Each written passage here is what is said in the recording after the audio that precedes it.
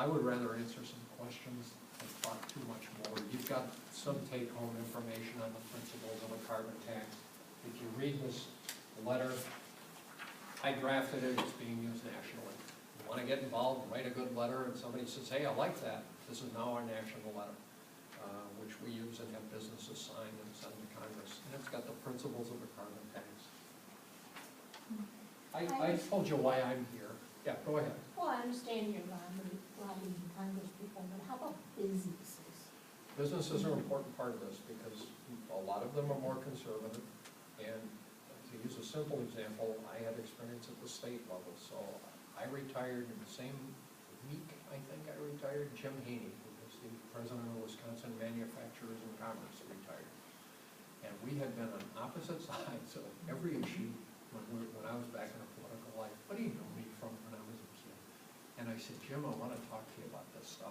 And he agreed to meet over a cup of coffee because I said, I want your organization to help me on our climate change. And he started laughing, and I said, no, I'm serious. And he said, all right, Dick, well, I'll have a cup of coffee, but, you know, let's see where it goes. 10 days later, I met him. Jim had done his homework. Checked with 3 people, the WMC lobbyist, who told him I was blowing smoke, and there's no problem, and, you know, don't worry about it. And he checked with 2 other retired friends, one of whom was in Arizona, doing the same thing I was doing. He was working for the same organization, out giving speeches, doing the same thing. He sent him a 45 slide. I got a presentation. Jim showed up at our company meeting. He said, I printed this off. Here's the email I got from WMC telling me you're full of it. Here's the slideshow I got, and here's an article out of Scientific American. He contacted a scientist. He did his homework. He said, this is scary stuff. I don't know anything about it, but how can I help you? He gave me the name of 16 people around the state that he thought would move WMC. And he said, look, they're like any other herd. You know, you get the lead buffalo, and here are the ones I think you'll have the best shot at, based on nothing. You can use my name. I can't call them. I don't know anything about this, but feel free. We feel these are people around the state. It is really important to reach out to businesses because Ron Kine, let's be specific, cares, and farmers. Okay, farmers need to understand how this affects their kids and grandkids. I'm in this because of my kids. Okay, I mean that's it. It's their, we've left them kind of a lousy situation.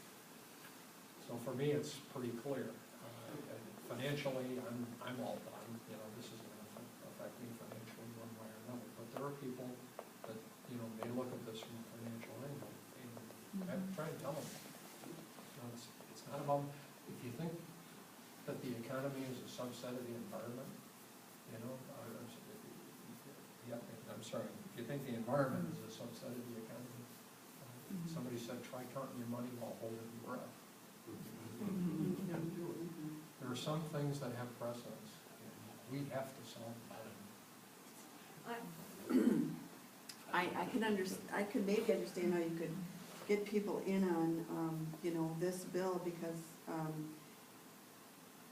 it may increase the cost for people, but if they could actually see what, that it was leading in, what direction it was leading in, and that they would actually benefit. Consumers, Yeah, you could individual get them on board. consumers, most of them come out ahead. Yeah, I mean, you yeah. know, But trying to get it to businesses, now I can see farmers because it's directly, because businesses now seem to want to get money right now.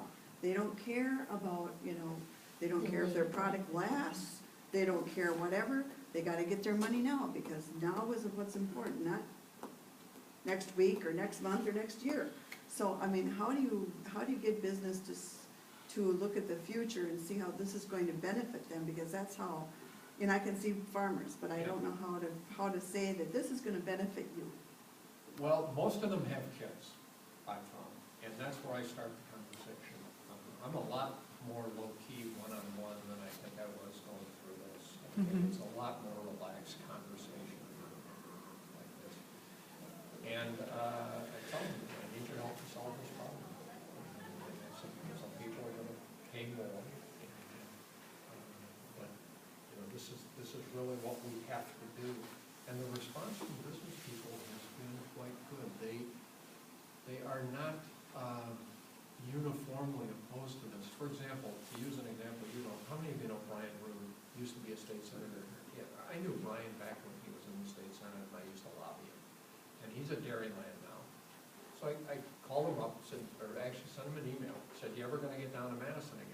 hi Dick, been a long time. Yeah, I get down there occasionally, and so a couple of months after the email, he's with Dairyland, and I said, we're not gonna pass this without utilities, let me be specific, because they're the ones who are gonna set the prices that are passed on to business. And I said, I'd like to talk to you about all this, where Dairyland is on this. And we met in a coffee shop down there, talked for about 2.5 hours. Long and the short of it was, he said, we were totally opposed to cap and trade because the prices will fluctuate, these tradable permits, that we wouldn't know the market price from, one day to the next. We can't do business like that, and we fought it tooth and nail. What you're describing works. He said it gets around our he said, I'm not gonna say we're gonna endorse it, but we can live with it because we know the price. It's predictable into the future. And of course we knew that, and that's why it's structured that way. It starts small, so there are no shocks. It is hard to convince me that 10 cents a gallon is gonna scare most people. The price changes 10 cents a gallon every other day. I don't know how it is up here, but I don't even look anymore. It's that first number, that 3 or the 4 that has to change before it starts getting my attention anymore. So it's not an attempt to shock the system immediately. You can start with a very small tax or fee or cost, whatever you want to call it, and let it grow progressively and give people time to make decisions that change. For example, if you're a business and you're changing, your facility, you make it more efficient. You bring in the Amory Lovins experts who say, you can redesign this building and retrofit this building, like they did with the Empire State Building.